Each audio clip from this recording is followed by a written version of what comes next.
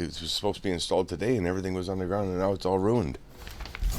Jason Brown has been waiting nearly a month for his new kitchen to be installed and now will likely have to go another 4 to 6 weeks without being able to cook.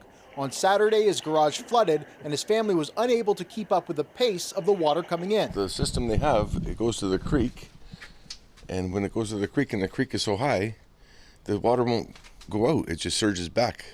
So everything comes up the drain and there's no stopping, there's nothing you can do. It's a feeling of helplessness that Brown has experienced for 30 years. His home backs onto the Cooksville Creek. There was, however, plenty of help elsewhere in Mississauga. We've done everything that we could. We had hundreds of first responders, police, fire, ambulance, even our recreation workers went out to go lend a hand, help evacuate people where they needed to be evacuated. We've had neighbors.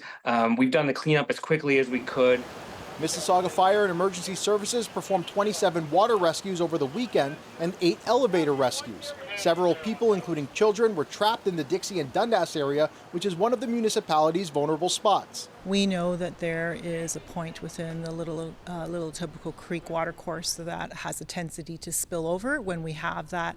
It's not just large volume of rain, but it's the volume of rain in a short amount of time span because the system doesn't have the capacity to handle that volume. Rainfall amounts varied across the city, with some areas seeing as little as 6 millimeters, others as high as 170. It marks the second time in as many months the city has felt the wrath of a 1-in-100-year storm. They're no longer 1-in-100-year events. And I think what we're seeing climate change and the impacts of climate change. So we're seeing these type of rainfall events happening more often. Since the introduction of a stormwater charge in 2016, the city has invested over $230 million to improve its stormwater system and says future investments will be made taking into account the frequency of these intense storms.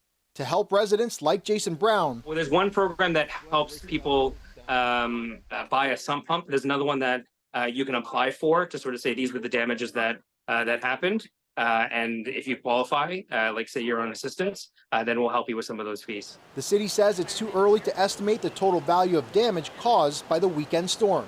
Dale Manucdoc, CBC News, Mississauga.